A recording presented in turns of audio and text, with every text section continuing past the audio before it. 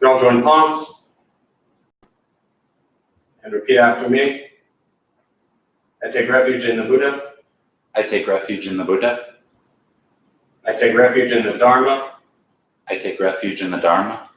I take refuge in the Sangha. I take refuge in the Sangha. Keeping the palms joined.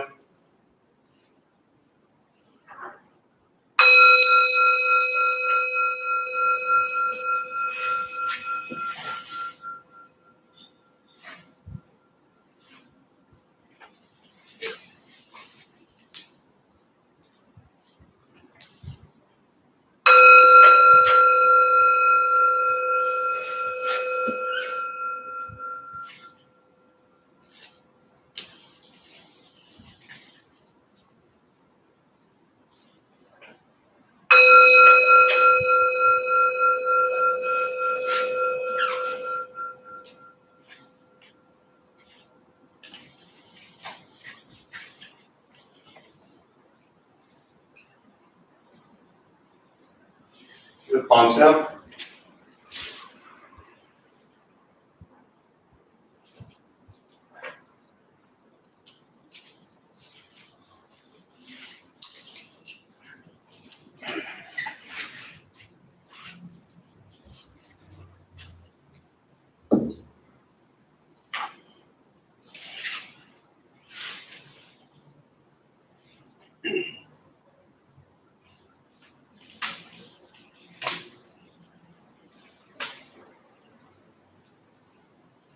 So good evening, everybody. Welcome to Intro to Buddhism and Meditation, live from the Dharma Bum Temple. Thanks for joining us. And it seems like forever since I sat here, because I wasn't here, I think, last Tuesday. And then Saturday we had Koshin. So it just seems like a long time since I've been here. But good to sit with you all. Usually like to start maybe with a little question for the first couple minutes while everybody kind of jumps on. If you're new for joining us for the first time, the YouTube has a little chat box there. Why don't we start with sharing something that made you smile today as the question. So I think it's important that whether we're here together in the space or whether we're gathering online, that you continue to communicate with each other and express yourselves as much as you can with the Sangha. So a lot of you are familiar faces, some of you may be newer, but even just typing in a few responses, I think helps you stay connected a little bit with each other. So something that made you smile today, or something that made you happy today. So we'll start with that question. We'll take a couple minutes for that. Travis is laughing, so I'm afraid to hear this.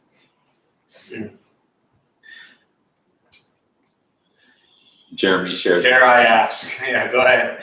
Jeremy shared that it's his dog Meatball. His dog meat? Oh, his dog. Yeah. His dog made him smile. Yeah. Nice. Named Meatball. Named Meatball. That's great. I love it. It's a good name.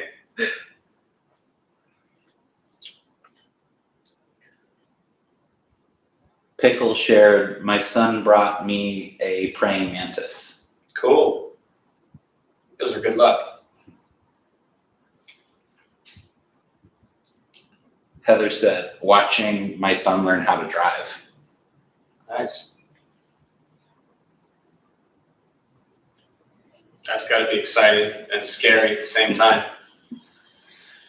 What else? What made you smile today?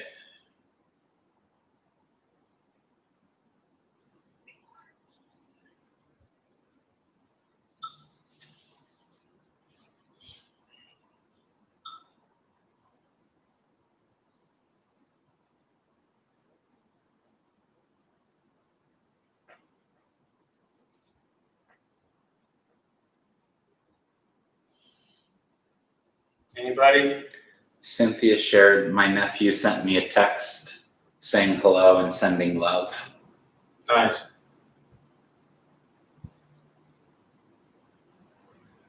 Marley shared that a friend whose husband passed away some time ago said she's finally feeling joy again. Important.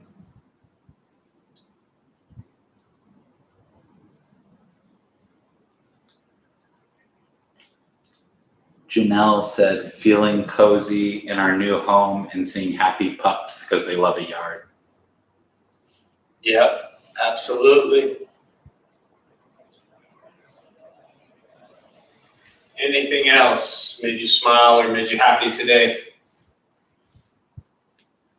Marisa came across some old Mary Tyler Moore episodes on Oh, those Hulu. are fun. Yeah, those are great. Some of you may not be old enough to know Mary Tyler Moore. You ever seen it? No. Yeah. Mary is expecting their first grandbaby. Beautiful. Congratulations. That's exciting too. Anything else?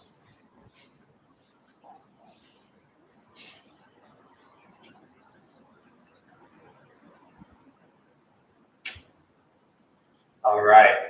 Well, it's important just whether you share it or not, and I appreciate all of you who shared, just to always take some time each day and just reflect on something that made you smile or something that made you happy or something that made you laugh. I think these days and many days prior to the current situation, people often focus on the negative or, what's wrong in the world or in their lives or their family or friends or whatever it is. And it's not to say there aren't a lot of problems and issues going on. There are, but I still think it's important to reflect each day, take some time and see things that make you smile. So always important. So with that, we'll go ahead and we'll start a meditation practice. For those who might be joining us for the first time, a few things I'll tell you. Before we begin, nothing's going to happen to you. You will not float away. You will not have any mystical, magical experiences. The mind that races all day long is not going to shut off. You won't think nothing. Often people think meditation is about going blank or thinking nothing. You'd end up sitting there telling yourself, think nothing, think nothing, think nothing, and that's kind of a waste of time. Don't judge your practice, meaning don't ask yourself, is this working or not working? We're just going to sit, we're going to breathe. You'll hear sounds wherever you are, inside your room, outside. Life is filled with chaos, and the practice of meditation is learning to get quiet and still within all of the chaos. Most important, don't expect anything. We're just going to sit and breathe. Posture helps if you are on a cushion. If you slide to the front third, pushing the stomach forward allows the back to straighten. Shoulders are relaxed, hands can be on the knees or in the lap, whatever's comfortable. If you're on a chair or a bench or whatever you're sitting on, also just trying to sit up straight, relaxing the shoulders. Eyes are closed or slightly open, whatever's comfortable. Mouth is open or closed. Again, whatever's comfortable.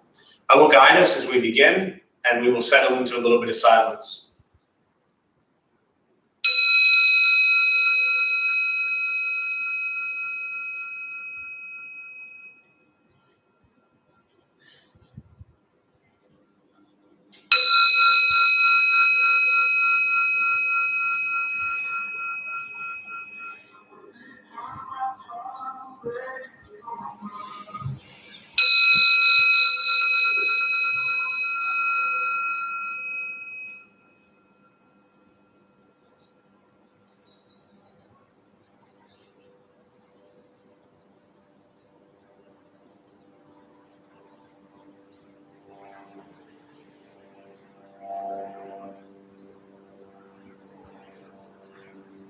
And starting with the eyes closed, if comfortable, or slightly open.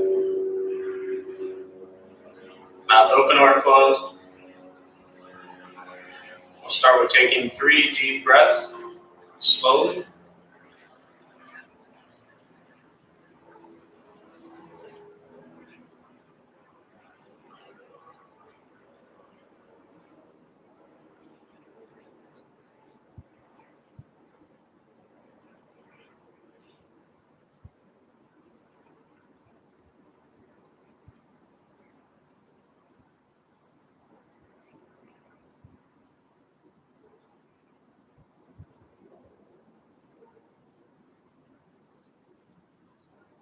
And eventually, settle into a natural rhythm of the breath.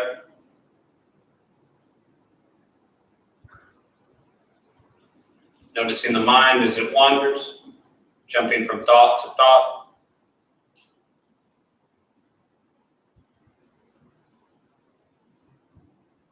Start with gently guiding the attention, focus, to the stomach or chest.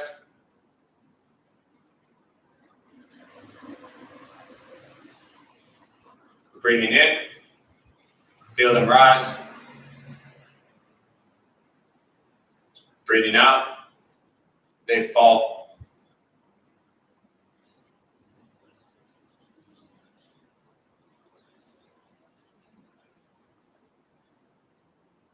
Simply continue this practice,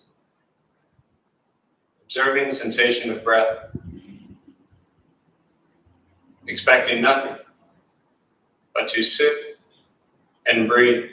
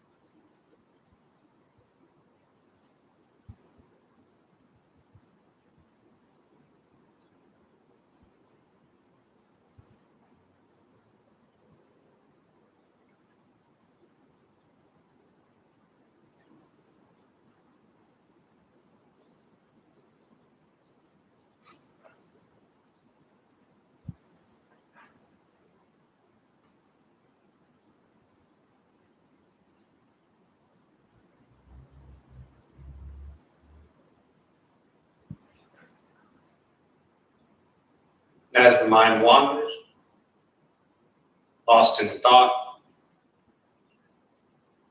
recognize it, release that thought,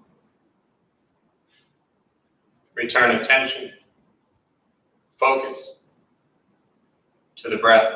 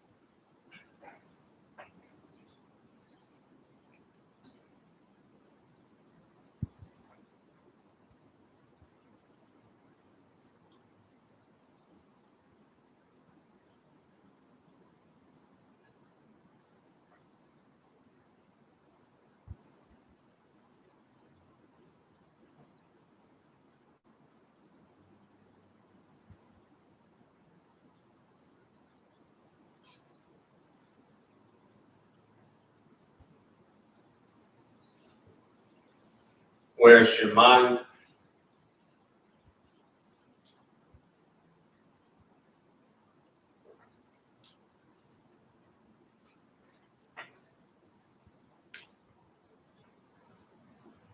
Return attention, focus to the breath.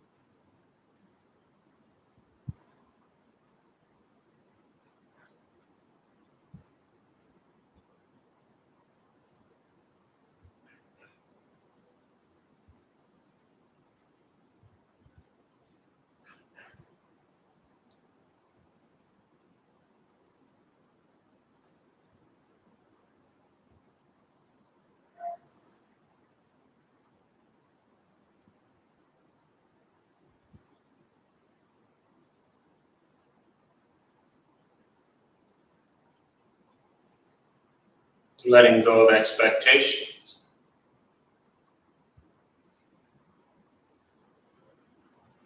Letting go of judgments from the practice.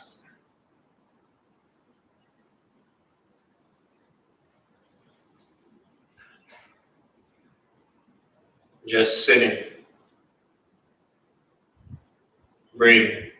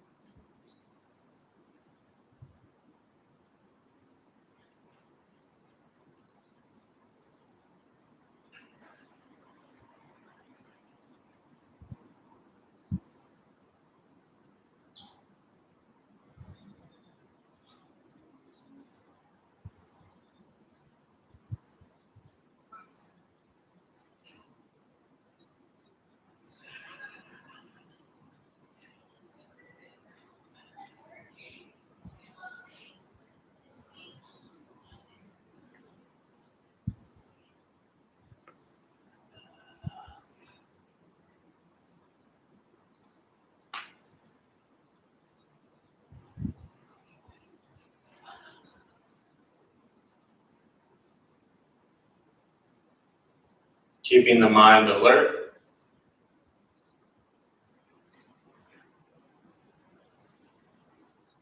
Aware of each sound.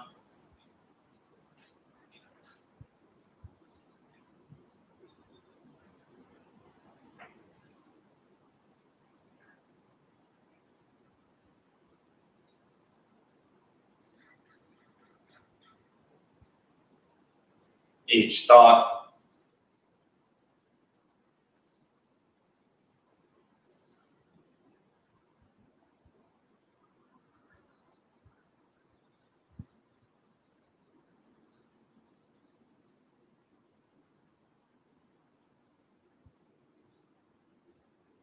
Each physical sensation.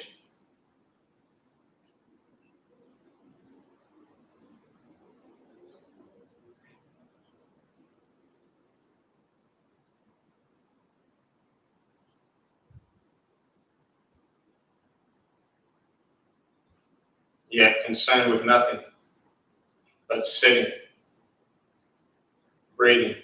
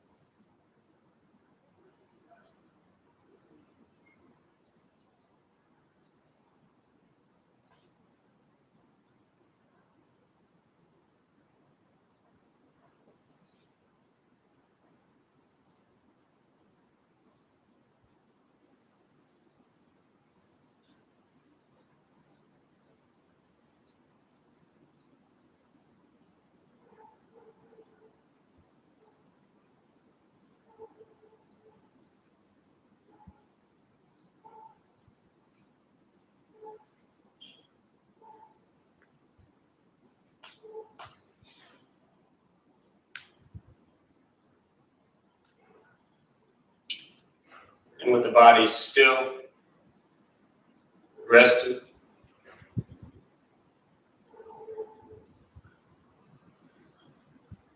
and the speech quiet, aware of all sounds.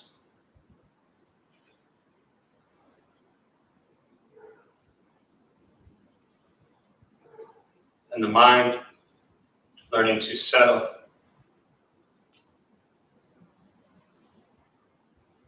Know what it's like to just sit and breathe.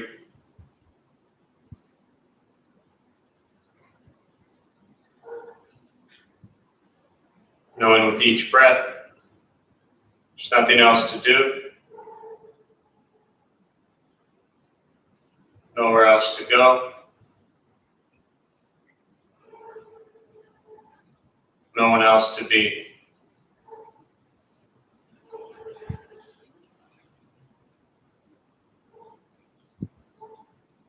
Everything beautiful, exactly as it is.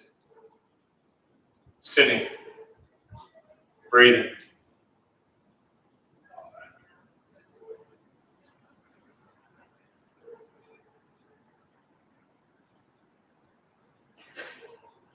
And once again, taking 3 deep breaths slowly.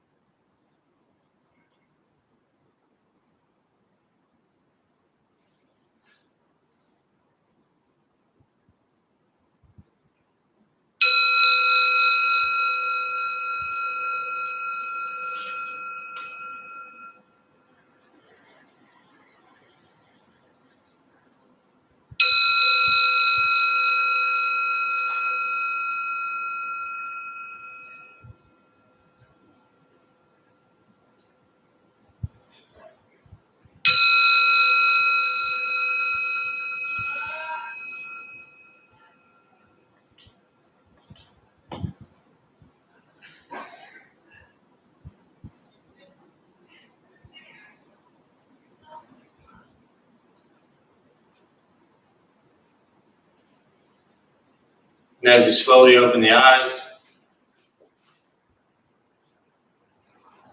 slowly begin to move. And most important, with the practice of meditation, is to recognize how you feel now, immediately after. Compare this to how you typically feel throughout your day. Recognize the difference, if there is one. Ask yourselves how you prefer to feel every day for the rest of your life. And realize whatever you feel now, it's quiet, calm, and still, or a busy mind, racing mind, whatever you're sitting with at this moment, has nothing to do with anything I said. It's nothing to do with how you sit and hold the hands across the legs. It's nothing to do with the sounds around us or anything else for that matter. It's everything to do with your own mind and your own mind's reaction to an external condition. This is what the Buddha called pratitya samutpata, dependent origination. This is the basis of the Buddha's awakening. The word Buddha simply means awakened. He was a human being no different than any one of us who began to understand why he suffered, why he got angry, sad, depressed, stressed, anxious.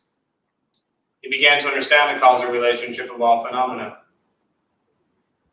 What that means very simply for all of us, regardless of where we come from or what we believe in and where we think we're going, our whole life is filled with things that happen. We react. More stuff happens, more reactions. And most people respond to meditation quietly, peacefully, still. The question is, how do you respond to everything else that's happening throughout your day? And all we're working on is closing the gap where the way you feel now is closer to how you feel always. Just as driven, motivated, productive, successful, whatever that means to you in your respective lives. But with a mind that's steady, clear, focused, distracted by nothing, disturbed by no one. It's not an easy practice. It's not necessarily fun, but it's free. Meditation is free, Buddhist practice is free.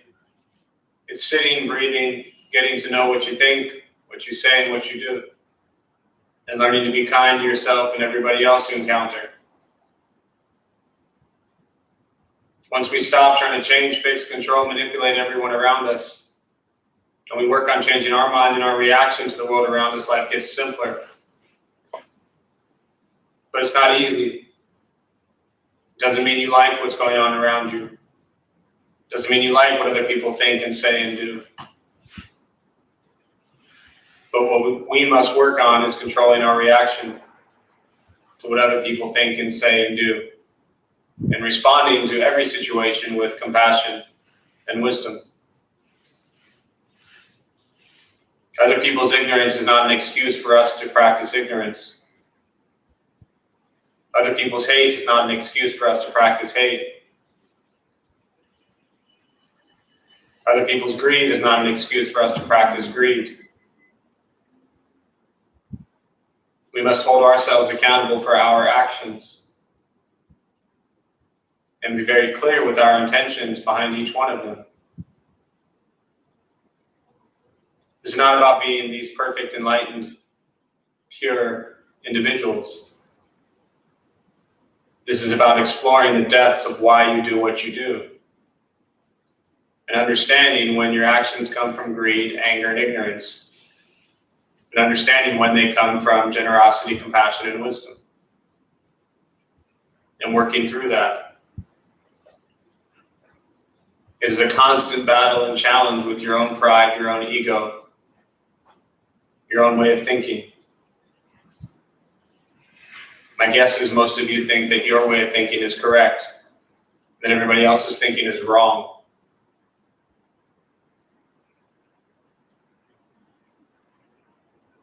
Your way of thinking is just that, your way. And each person has their way of thinking. And to express yet again, one of my favorite quotes from Thich Nhat Hanh is, he says, all views are wrong. Meaning that all of our views and ways of seeing the world are based on our condition and our experiences and our upbringing and our family and our friends. And that's what we get. And everyone is doing the exact same thing, coming from their place and their view. I'm not suggesting you have to like or agree other people's views. But it'll really help to begin to understand that everyone's views are shaped based on their experiences. And if you want anything to change ever, you must learn to understand why their views are what they are. Or you can spend your life angry and hating people. And then the one who suffers is you. So I think I'd rather just stop there, and I always prefer really to use this time, for those who are new, to just open up to questions, anything on meditation, Buddhist practice. I'd rather address your thoughts, so we'll use the rest of the time for that. Again, there's a space there on YouTube. You can type in a question, Travis will read it, and I will respond. So we'll take some time now to open up to questions.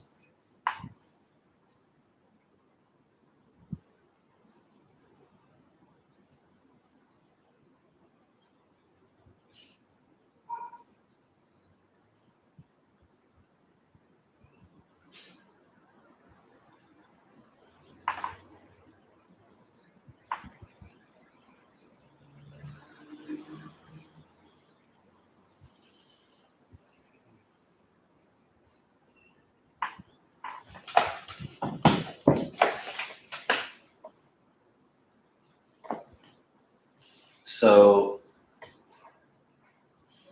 I'm asking. I'm asking. Oh, Travis? Yeah, I have a question. Oh, yeah.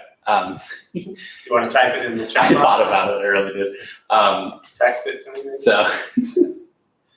So during the meditation, you always have that part of the instruction, the nothing else to do, nowhere else to be, to go, no one else to be. Yeah. And that really stood out to me today Yeah. for some reason. I was wondering if you could expand upon it a little bit. Yeah. So, as you know, I mean, I've led the same meditation for probably almost 10 years, and it has shifted a little bit here or there. I've changed words. I've changed, and even if I have the same words, sometimes it comes out a little bit differently.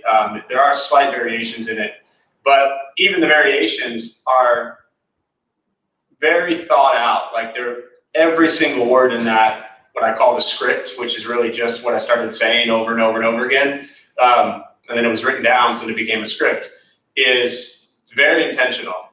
And there are many things about the script, I'm just talking in general, and then I'll get to that, that as I've led meditation over the years, there are certain things that I alter and change a little bit.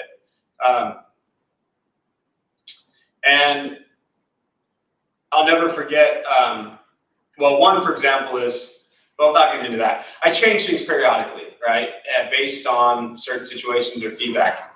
But the line where I say very specifically, nothing else to do, nowhere else to go, no one else to be, everything beautiful exactly as it is.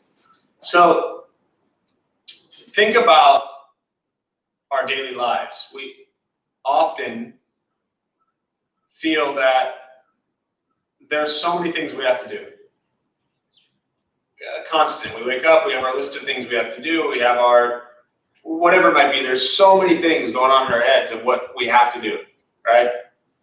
So this idea of nothing else to do is completely contradictory to how most of our lives are built, because we're constantly feeling that we have to do something. Even if we're doing nothing, we constantly feel like I have to do nothing. We often have to force ourselves to do nothing, and then that becomes a chore, to do nothing. So this idea of there's nothing else to do, meaning, can you just take some time and the only thing you have to do in that moment is breathe? There's nothing else you have to do. And in breathing, you don't even have to do that because you're already doing it. So it's not like, okay, I'm going to sit down and I'm going to breathe. You just have to sit down. So once you're sitting, there really is nothing else to do. If the entire practice is just about sitting and breathing, once you've sat, you're done. Nothing else to do, right? Nowhere else to go. It is kind of similar to the beginning, or the first line, I should say, with this concept of feeling that there's always places we have to go, or somewhere we have to be, or something we need to go do, which often revolves around going somewhere, even if it's, I have to go to the bathroom. I don't actually have to go to the bathroom, but that was just an example. So if I have this thought of I have to go to the bathroom, well, I got to get up and I got to walk to the bathroom, right? If I'm thirsty, I have to get up and I have to go somewhere to get a drink. Because clearly, as the sign states, we can't have any drinks in the meditation hall. So I don't have a drink right here. So at this moment in time, when I've sat down, there is nowhere else to go.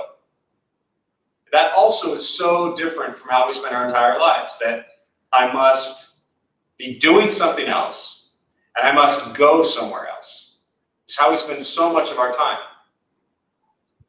And the last one, nothing else to do, nowhere else to go, no one else to be. This is, I think on many levels, all of them, but especially this one, I would probably, if you ask me that question 10 times, I would explain it 10 different ways. But there's so much of our lives we feel that we must be someone else, that we're working or striving to become someone different than who we are. And if you think about the reason that most people I've found get into meditation or Buddhist practice, it's because there's something about who they are that they don't like, or something about themselves that they want to change, or something about their experiences or their past or their goals for the future, or their aspirations, that they want to be someone different than who they are right now. And so much of our lives is built around that. Now, all of that is not necessarily bad or wrong, because as I always express from the Buddhist teachings, that if there wasn't this craving or desire to end suffering, you wouldn't work hard to suffer less. So I get it, there's this idea of I want to be a person who suffers less. But that's to me a little bit different. This is geared around no one else to be, meaning you are who you are, and that's it. And not too many people that I've ever known in my entire life can say, this is who I am, and that's it. And I'm okay with that. And this ties into that Suzuki quote, which you've heard me say 1,000 times, that you're all perfect exactly how you are, but you could use a little improvement. So I think this idea of no one else to be is really embracing, embodying, and learning to find comfort in, this is me. This is who I am and how I am. Even if that is a complete illusion and a huge manifestation of what you think you are, it's still who you think you are. And unless you're going to be this enlightened being that is beyond the self, you're going to have yourself and you're going to have to recognize yourself. And if you're going to have yourself and recognize yourself, you might as well recognize that yourself is a pretty decent human being. And most people don't sit around thinking, I'm a pretty decent human being. They sit around thinking, I'm a piece of, what. And there's so much self-judgment, self-critique, self-hatred, which often comes from a million other people, places, and things. So can we cut through all that nonsense, all our experiences from the past, and just say, this is who I am, and I don't have to be anybody else. I don't have to go anywhere, I don't have to do anything, and I don't have to be anyone. Everything beautiful. And this is another line that I often play with. I either say, everything beautiful just as it is 90% of the time, or sometimes for whatever reason when I feel that things are really, really heavier than usual, I'll say everything exactly as it is. Because ultimately, when you look at duality, beautiful is also dualistic, and if you bring up beauty, that means you bring up the opposite of beauty, and that means you bring up duality, and that means you fall into suffering. And so I always say that if I'm going to view a situation, for me, I'd rather view something as beautiful than something as ugly and hatred, because then I'm going to feel the anger.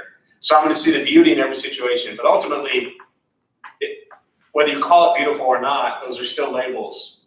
But nothing else to do, nowhere else to go, no one else to be, everything exactly as it is.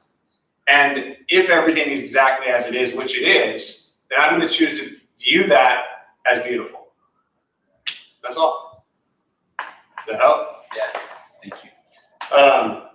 And I think that, maybe for whatever reason, for you or anybody else, that now that I've talked about this, then the question to reflect on is like, okay, if you've heard that from me 1,000 times, which you have, what was it about right now that made you view it a little differently, or hear it differently, or reflect on it differently? I don't know if you want to, I was going to respond to that, but go ahead if you want to. It was, the part that stood out the most was the no one else to be. Right. And that's what I was the most curious about. Yeah, no, for sure. And often the last thing I'll say on that is that when things strike us into meditation in words that we hear, it's important to focus on that, because especially when it's something you've heard so often. Again, I'm not necessarily relating this to you specifically, but just to everybody in general. When something strikes us like that, say, for example, no one else to be, then very often that's a kind of a sign or an indication that you've spent, again, this isn't specific to you, but in general, that you've spent a lot of time recently thinking like, well, I'm supposed to be somebody else. So there's some reason that hit you right now. And that's something to explore. So, and the crazy thing about all that is, even if you want to be someone else, you can't. You're just you. So good luck trying to be somebody else, So yeah, thanks. Thank you. Yeah. Other questions?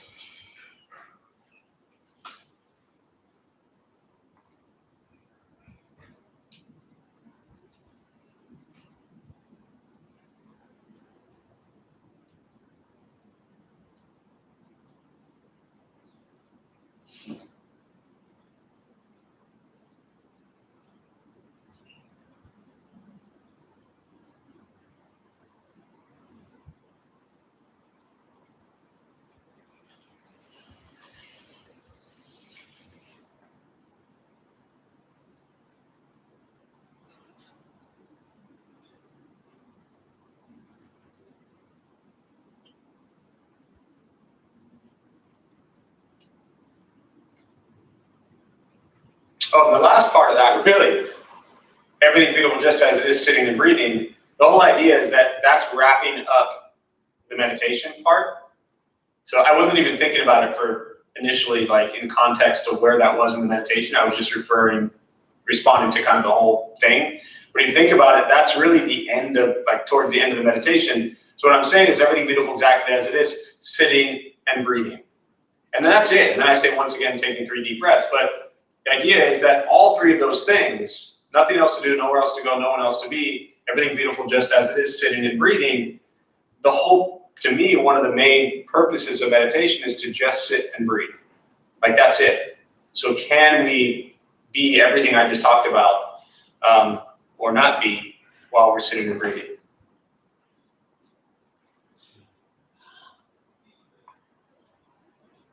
Yeah.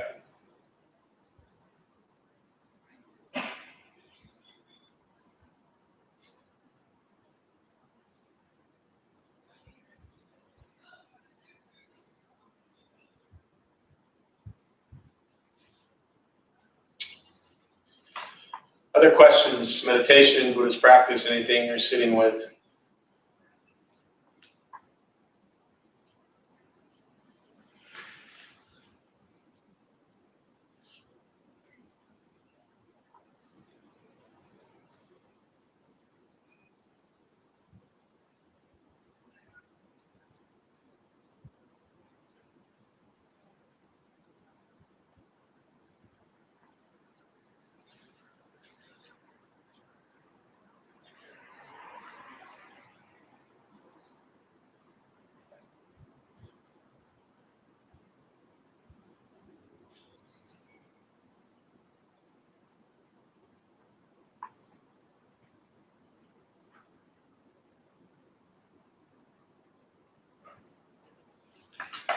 So Gregory asked, what should we do if we think someone else wants us to be a different person?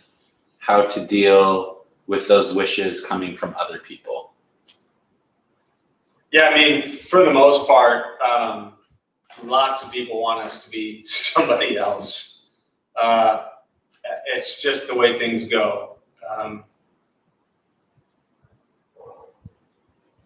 When it's strangers, it's often a lot easier, you know, when people or people we don't really care about, meaning they're not like very personal to us in our lives, then it's a lot easier to kind of dismiss that somebody else wants you to be a certain way.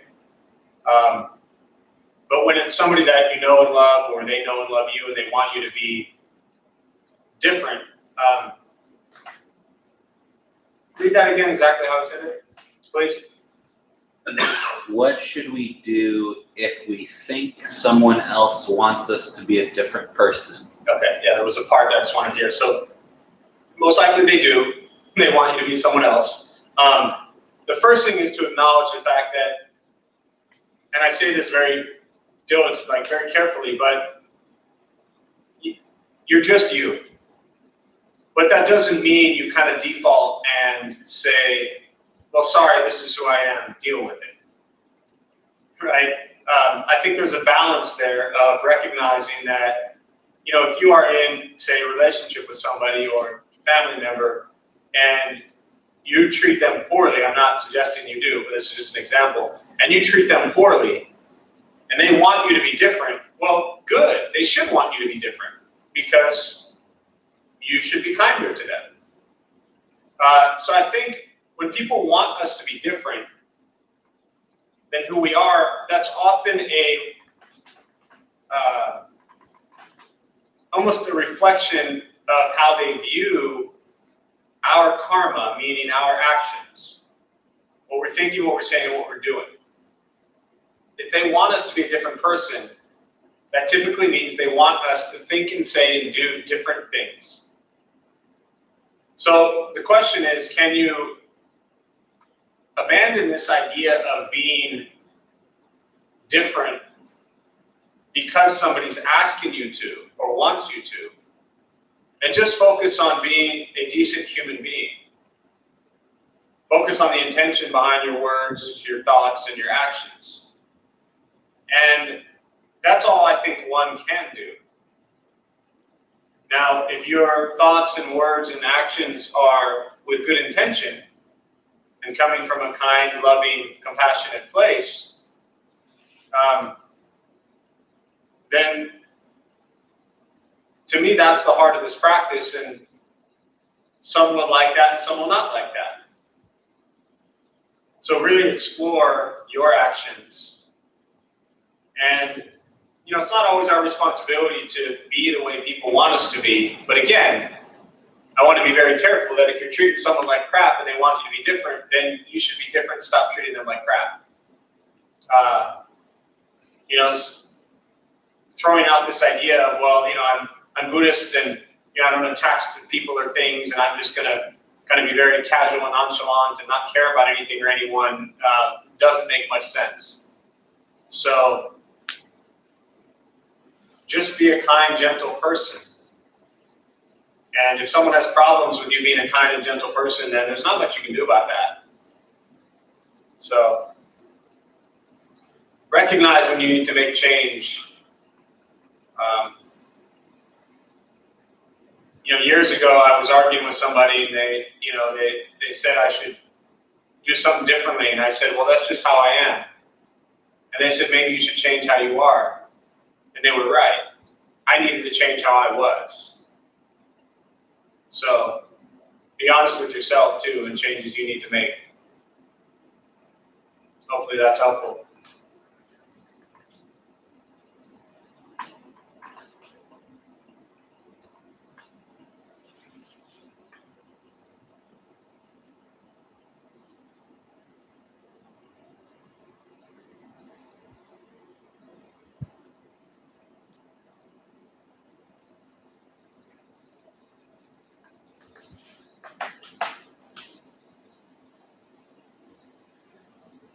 Sherry asked if you could discuss why you recommend Zen Mind, Beginner's Mind as a good introduction to Buddhism.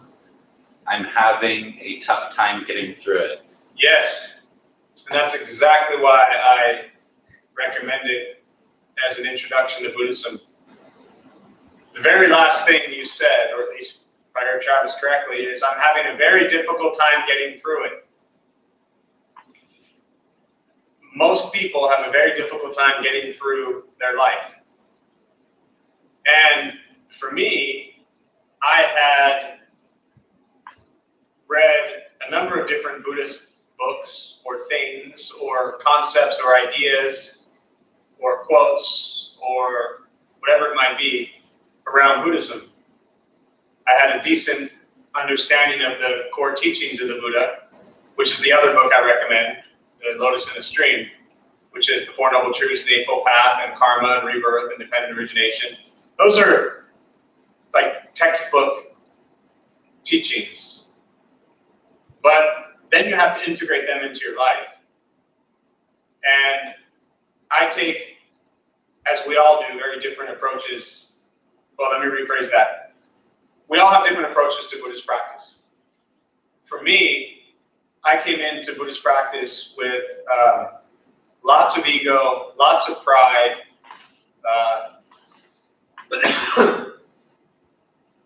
and lots of arrogance. I came into Buddhist practice thinking that I was going to be the best Buddhist there was, which was the whole thing that led me to Buddhism to begin with, thinking that I had to be the best at something. And while Zen Mind, Beginner Mind didn't necessarily make any sense, and still in many ways doesn't make any sense, it's the most clear thing I've ever read, because it helps me understand that I am completely ignorant and unenlightened, and I need to continue to work on shattering my pride and my ego and my sense of self. Now, if you're looking for a book that's going to make you feel all warm and fuzzy and make you love everything and love yourself and go hug people, pick up something else. Pema Chodron books are phenomenal for that. Thich Nhat Hanh books are phenomenal for that, right? the approach I've taken with Buddhist practice for the last 20 years for me has been very, a pretty intense approach that said I need to cut through all the crap that's in my head.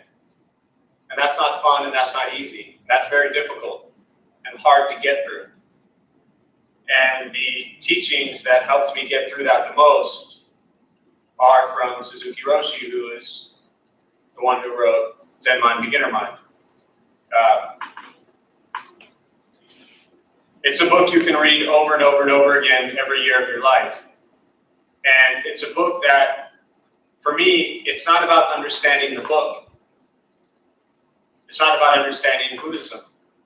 It's not about understanding Suzuki Roshi, Shunryu Suzuki. It's about understanding what you think is yourself. And the illusion and the story about you that you think is so real and important. And your ego and your pride and the suffering that you experience on a day-to-day basis. It's about understanding all of that. And again, for me, the Zen practice and Zen teachings are like the sword that cuts through all of my ignorance. And I need a lot of swords.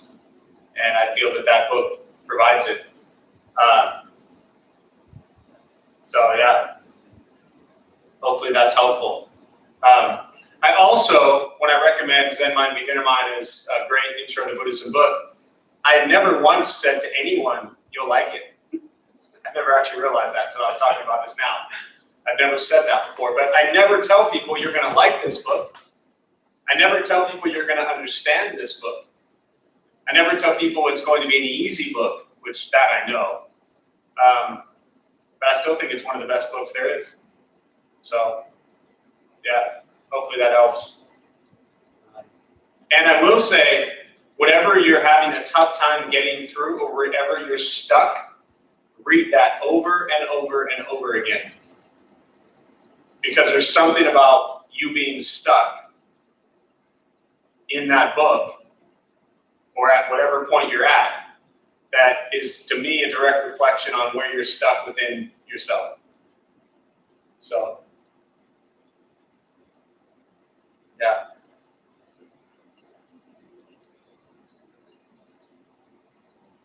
Thanks for the question.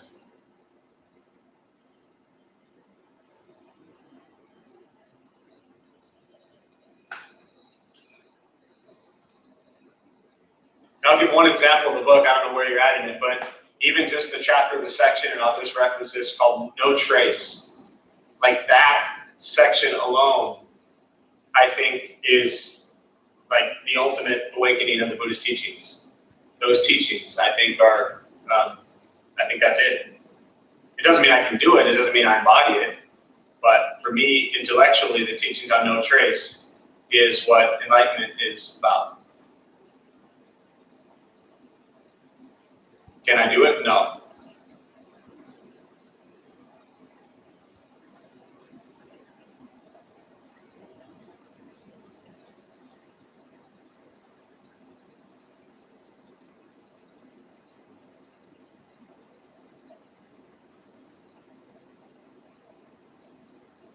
Other questions? Oh, we'll do one more if you got one. If not, we'll wrap up. How far did you get through? I don't know if there was any response, but how far in the book have you gone? I hate to put you on the spot, but.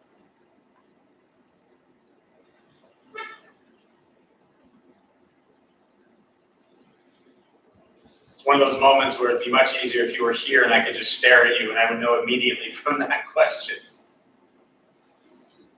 Chapter 1, chapter 8.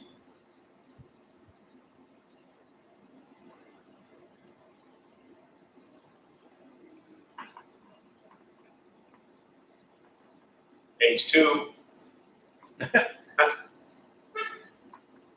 2/3 of the way through. Good, that's great. Yeah. The book is never supposed to make sense. So if you feel completely lost and completely confused and you're having a really tough time, I would say that is par for the course for reading that book the first time, especially if you have zero exposure to Zen practice or Zen teachings.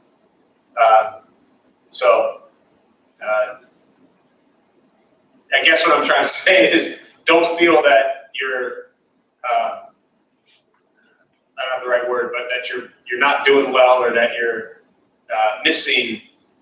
Well, you are missing something. You're missing a lot, and that's the whole point. But don't feel that everyone else reads it and gets it, and that you're reading it and like struggling with it. You should struggle with that book, right? You will always struggle with that book. So keep struggling with it. Keep getting through it. And yeah, just refer to it a lot is my suggestion. Anything else? She said, thank you. That explains everything. Perfect. Right? It's like, you know, what's that? Don't feel bad. You're not alone. Right? I mean, I don't suggest that book in the sense that people are going to like it. So you're doing well. All right, so I'll close on that. We'll join palms. May the benefit of this practice be shared with all beings in all directions. May all beings be at peace. May all be free from suffering. May any merit gained from this practice be transferred to those who need it most.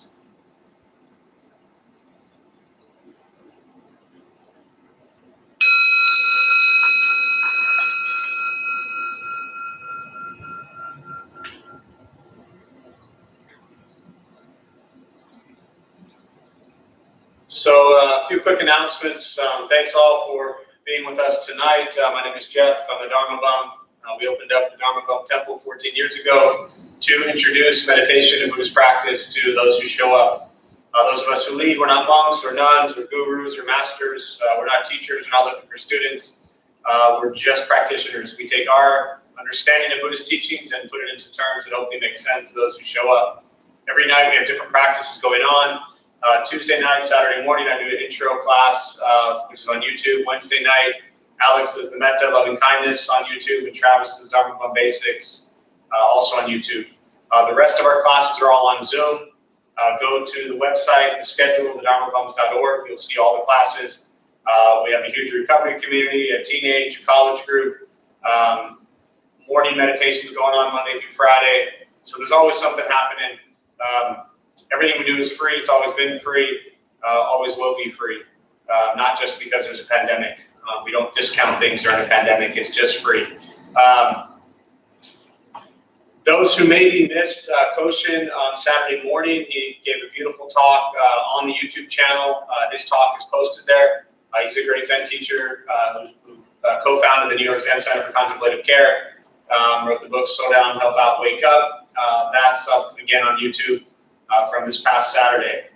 I don't think at this time anything out of the ordinary coming up. We've been closed since March 12th. We're going to continue to stay closed. We just don't feel this is a safe time.